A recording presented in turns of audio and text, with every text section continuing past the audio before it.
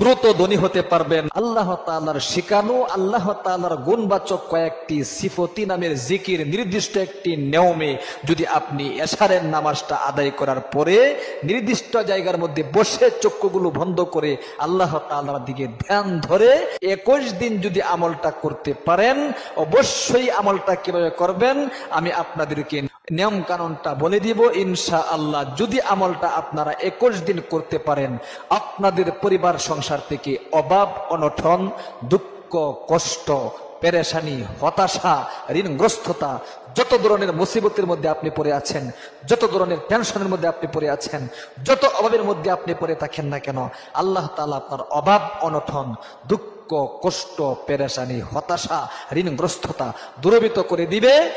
গায়বী রিজিকের দরজা আল্লাহ তাআলা খুলে দিবে। এই জন্য আপনি সর্বপ্রথম এশারের নামাজ আদায় করবেন। আদায় করার পরে নির্দিষ্ট জায়গার মধ্যে বসে সর্বপ্রথম ছোট্ট একটি দুরূদ শরীফ 11 বার পাঠ করবেন।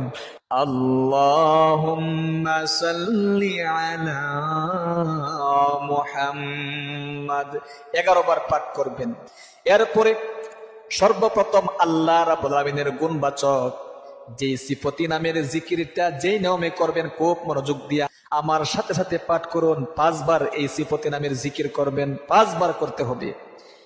ইয়া রহমানু ইয়া আল্লাহ 5 বার করবেন, ইয়া রহমানু ইয়া আল্লাহ এই জিকিরটা।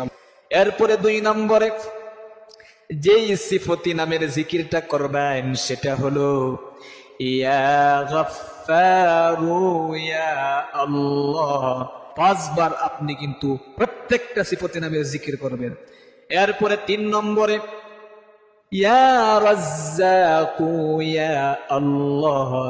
এরপরে 4 নম্বরে যে সিফতি নামের জিকির করবেন সেটা হলো ইয়া ওয়াহাবু ইয়া আল্লাহ। একদম পাওয়ারফুল এই জিকিরগুলো কিন্তু অবশ্যই আপনাকে 5 বার করে এই জিকিরগুলো করতে হবে।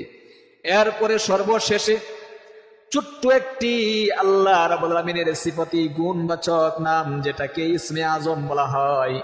মনের আশা পূরণ করার জন্য ইসমে আজম পড়া ছাড়া কিন্তু বিকল্প আর কোনো ব্যবস্থা নেই। ইসমে আজম পড়লেই মনের আশা পূরণ হয়ে যায়। ছোট্ট ইসমে আজমের দোয়াটা 5 নম্বরে পাঠ করবেন। ইয়া যাল জালালি ওয়াল ইকরাম। এরপরে আপনি আবারও 11 বার দুরূদ শরীফটা পাঠ করবেন। আল্লাহুম্মা সাল্লি আলা মুহাম্মাদ পাঠ করার পরে সংক্ষিপ্ত মুনাজাত করবেন আল্লাহ তাআলার নিকট। এরকম ভাবে মুনাজাত আপনাকে করতে হবে। খুব মনোযোগ দিয়া হাতগুলো কিভাবে তুলবেন, অনেকেই কিন্তু হাত তুলতে পারে না। সিনা বরাবর হাত রাখতে হবে, আকাশের দিকে আপনার হাতের তালু থাকবে।